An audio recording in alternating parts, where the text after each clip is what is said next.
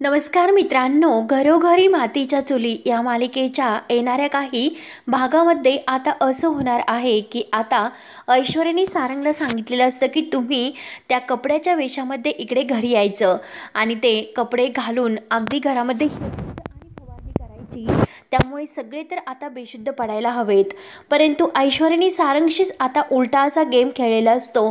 कारण त्या उलट्या गेममुळे ऐश्वर्या आणि सारंग आता कसे तोंडावर आपटतात ते या व्हिडिओमध्ये आपण पाहणार आहोत। जानकी मात्र आपल्या घरासाठी कसं वाचवायला येते आणि आता ऐश्वर्याला कसा धडा शिकवते हे आता आपण बघूयात। तेव्हा मित्रांनो, त्यासाठी हा व्हिडिओ शेवटपर्यंत नक्की बघत राहा। तर मित्रांनो, आता जानकीने सौमित्राला कॉल केलेला असतो आणि सौमित्राला कॉल केल्यानंतर सांगितलेलं असतं की काही झालं तरी ते कडी कुलूप किल्ली याबद्दल काय असं सत्य आहे ते सत्यापर्यंत आपल्याला पोहोचवायचं आणि ते सत्य केवळ आपल्याला नाना सांगू इच्छितात। त्यामुळे मात्र काही झालं तरी त्या कडी आणि कुलपाचं सत्य आपल्याला ज्यात दडलेलं आहे तर ते नानांकून तुम्हीच काढून घ्या, कारण मी तर आता त्या घरामध्ये येऊ शकत नाही। कारण आईसुद्धा देवदर्शनासाठी गेल्या तुम्ही असं सांगतात, मग आईंचं देवदर्शनासाठी गेलेलं आहे तर ते स्वप्न पूर्ण हो, देवी आई आईंना मदत करो आणि आपला आशीर्वाद बंगला या घरातून खरंच या संकटातून सुटायला हवा। त्यामुळे आता जानकीसुद्धा आता सौमित्राला सर्व काही सांगते आणि आता सौमित्र म्हणतो की बरं जानकी वहिनी ठीक आहे, मी नानांना सर्व काही विचारतो। जानकी आणि ऋषिकेश या दोघांनी सुद्धा ठरवलेलं असतं की काही झालं तरी आता या संकटातून घराला वाचवायचं। तेव्हा आता जानकीने घडलेला सर्व प्रकार आत्तापर्यंतचा ऋषिकेशला सांगितलेला असतो। ऋषिकेशला त्या कड्याचं सत्य सांगितलेलं असतं। तर ऋषिकेश म्हणतो की जानकी अगं काय करू मी आता, ते कडं सयाजीच्या हातातून कसं मिळवू। तेव्हा आता जानकी म्हणते की काही झालं तरी ऋषिकेश आपल्याला ते कडं मात्र सयाजीच्या हातातून मिळवावंच लागेल। तेव्हा आता ऋषिकेश म्हणतो की जानकी हे बघ, अगं काही झालं तरी ते कडं आता त्याच्याकडून कसं हिसकावून घेणार। जानकी सांगते की अहो ऐश्वर्याने तर माझ्याकडून अगदी जबरदस्तीने ते कडं हिसकावून घेतलं, काही झालं तरी आता ऋषिकेश त्या कड्यावर फक्त आणि फक्त तुमचा हक्क आहे। कारण जरीही कडं तिने विकत घेतलं असलं पण त्या अगोदर कडं विकत घेण्यासाठी मी गेले होते, परंतु आता त्या कड्यामध्ये असं काहीतरी सत्य दडलेलं आहे तर ते आपल्या नानांजवळ आहे। तर आता ऋषिकेश म्हणतो की बरं ठीक आहे, मी विचार करतो। त्यानंतर आता जानकी ही सौमित्राला कॉल करते आणि नानांना ते सर्व विचारण्यासाठी सांगते। तेव्हा सौमित्र आणि अवंतिका नानांच्या रूममध्ये येतात। नानांना आता त्या कड्याबद्दल ते विचारायला सुरुवात करतात।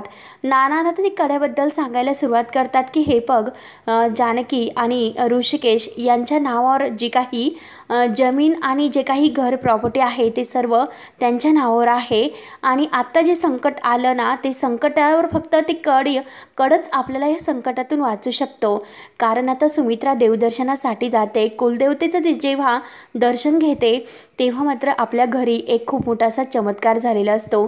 आपली दुर्गारूपी जानकी आता या घरावर आलेल्या संकटासाठी धावून येते, कारण ऐश्वर्याने जो काही प्लॅन केलेला आहे तो प्लॅन मात्र आता जानकीपर्यंत माहिती झालेला असतो। कारण आता जानकी देवाला हात जोडते की देवा, ते काही झालं तरी त्या कडेचं सत्य फक्त नानांना माहिती आहे, तू आता आमची मदत करू शकतो, असं काहीतरी चमत्कार करून आम्हाला प्लीज त्यातून मार्ग दाखव। तेव्हा आता खरंच आपल्या जानकीचं जे काही हे देवाला प्रार्थना आहे तर ती प्रार्थना देवाने ऐकलेली असते। ऐश्वर्याने जो काही प्लॅन खेळलेला असतो ते आता तिच्याच अंगाशी येणार असतो, कारण जे दागिने तिला चोरायचे असतात तर देवाने सुद्धा आता एक खूप मोठा चमत्कार घडवलेला असतो। म्हणजे देवाने आता सुमित्राला अशी बुद्धी दिलेली असते की लॉकरची जी काही चावी आहे तर ती सुमित्रा आपल्या बॅगमध्ये घेऊन गेलेली असते। ऐश्वर्याने आता कितीही प्रयत्न करून सुद्धा तिला त्या लॉकरची चावी काही तेथे सापडत नाही, कारण ऐश्वर्याला असं वाटत असतं की आता घरातील सर्वजण बेशुद्ध पडले आणि या घरातील आईंचे, जानकीचे, अवंतिकाचे सर्वांचे काही दागिने मी अगदी चोरेल आणि आता या घरातून मी म्हणजे गायब होईल। सारंगला सुद्धा आता कळणार नाही, कारण सारंग सुद्धा बेशुद्ध पडला, कारण आता ऐश्वर्याने सारंगचा सुद्धा विचार केलेला नसतो। सगळी काही जी आता ती बेशुद्ध होण्याची पावडर त्या फवारणीमध्ये मिक्स केलेली असते आणि आता सर्वत्र घरात आता ती पावडर मिक्स होऊन सर्वजण बेशुद्ध पडणार असतात।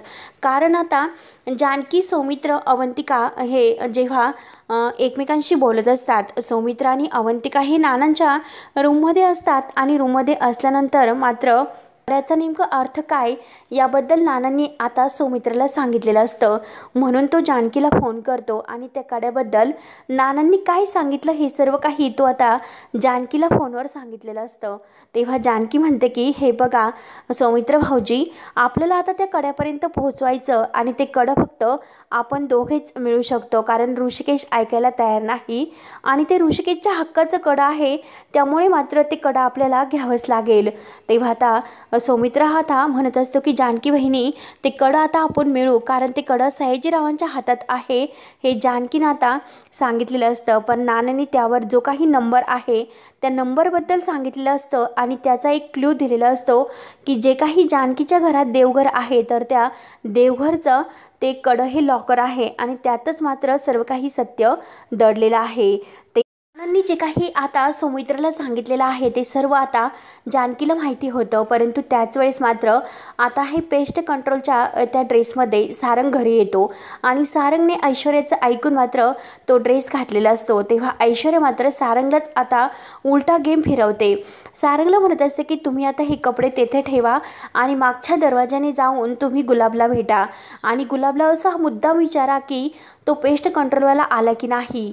तेव्हा ते गुलाबला विचारत असतात, तोपर्यंत लगेच गुलाब म्हणतो की हो ते काय ते आले आणि लगेच मात्र आता ऐश्वर्या त्यांच्या तोंडावरती फवारणी करते आणि ते दोघेही आता बेशुद्ध पडतात। सारंग ऐश्वर्या असं करता करता सारंग बेशुद्ध होतो, परंतु आता ऐश्वर्या तिकडे नानांच्या रूममध्ये सौमित्र आणि अवंतिका आहे तेथे येते आणि आता सौमित्र फोनवर बोलत असताना मात्र ऐश्वर्या त्यांच्या तोंडावर सुद्धा ती फवारणी करते आणि आता ते सुद्धा बेशुद्धी पडतात। नानासुद्धा बेशुद्ध होतात, परंतु अचानक खोकण्याचा आवाज खूप असा येतो।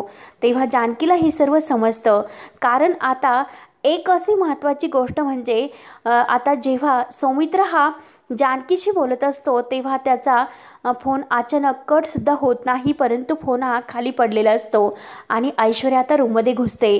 जानकी विचार करत असते की असं काय झालं असेल, सौमित्र भाऊजी अचानक बोलता बोलता बंद का झालेत आणि नेमकं काय खोकण्याचा असा आवाज का आला असेल, नक्की काहीतरी गडबड आहे।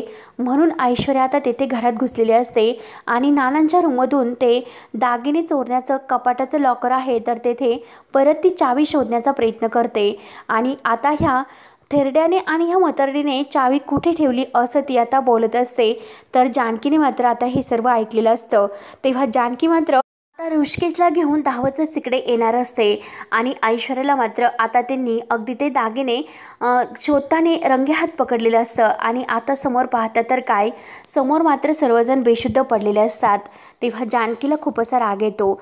जानकी ऐश्वर्याची गचंडी धरते आणि ऐश्वर्याला म्हणत असते की काय ग, काय केलं तू असं आणि या सर्वांना तू बेशुद्ध पाडलं, अगं किती नीच व्यक्ती आहेस ग तू, कोणत्या थराला जाऊ शकते, अगं घरच्यांचा एकदा विचार कर, अगं तू तुझ्या पैशाच्या आणि अहंकाराच्या ह्या अहंकारात अगदी नातीसुद्धा विसरली, अगं काय अवस्था करून ठेवली नानांची बघ।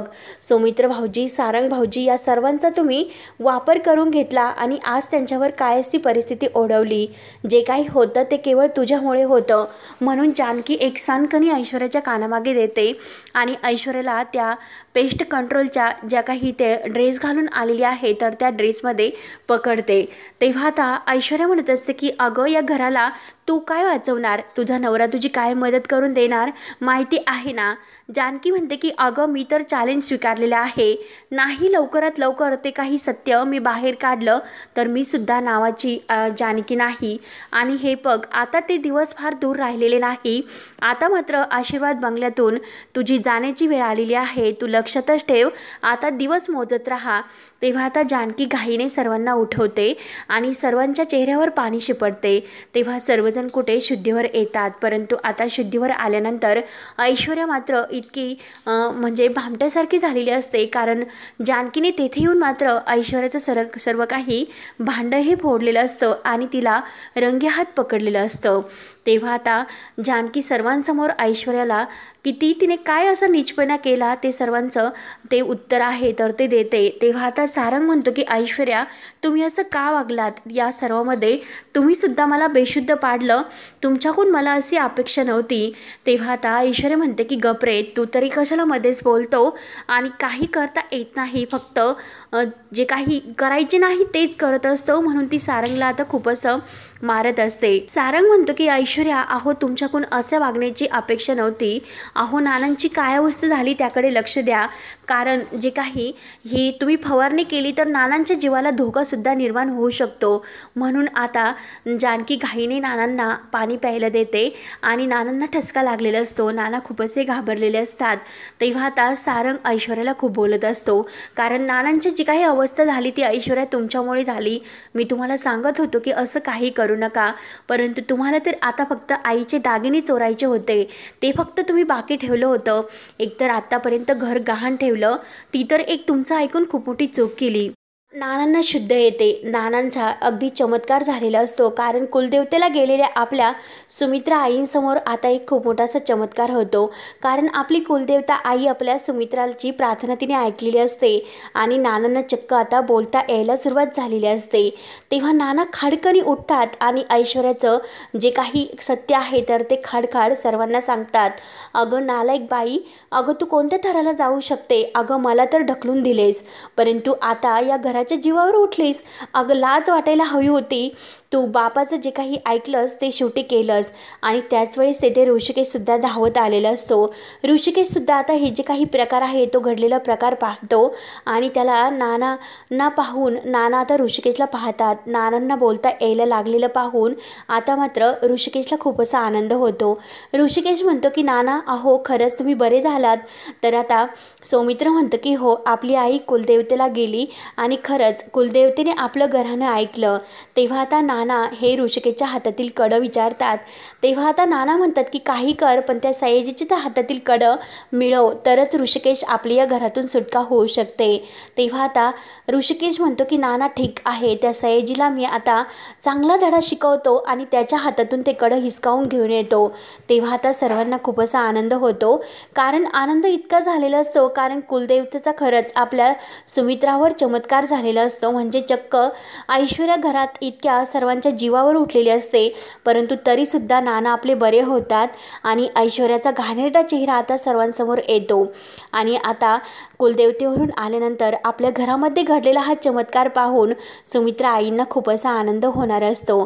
तेव्हा जानकीने सुद्धा आता ऐश्वर्याला धमकावलेलं असतं की हे बघ, आता या घराला मी कसं वाचवते आणि तरच मात्र या घरामध्ये अगदी आनंदाने गृहप्रवेश करते, तर तू बघतच राहा। आणि ऐश्वर्या, अगं बोटावर दिवस मोजायला घे, कारण लवकरच तुझ्या घरातून हकालपट्टी होणार आहे, कारण बाद झालं तुझं, आत्तापर्यंत खूप काही झालं पण यापुढे मात्र नाही, कारण आज मात्र तू माझ्या घरच्यांच्या जीवावर उठली, आत्तापर्यंत सर्व काही सहन केलं परंतु आता नाही, म्हणून जानकीने आता ऐश्वर्याला एक अशी मोठी शिक्षा देण्याचं ठरवलेलं असतं। आणि आता त्या शिक्षेनुसार मात्र जानकी ही ऐश्वर्याचा प्रत्येक गोष्टीचा आणि प्रत्येक वागण्याचा बदला घेणार असते। तेव्हा मित्रांनो, आता सुमित्राही घरात आल्यानंतर आनंदाला काही असं उधाण आलेलं असतं, कारण आपले नाना बरे झालेले असतात आणि नाना बरे होऊन आता मात्र सत्याला वाचा फुटलेली असते आणि लवकरच ऋषिकेश आता ते कडं आणून मात्र जे काही आता त्यांच्या हक्काचं आहे तर ते सगळं काही त्यांना मिळतं आणि आता एक नवीन आयुष्याची जानकी आणि ऋषिकेश यांची परत आशीर्वाद बंगल्यामध्ये सुरुवात होते। तेव्हा मात्र आता पुढे काय काय होतं हे पाहण्यासाठी आपल्या चॅनलला नक्की सबस्क्राईब करत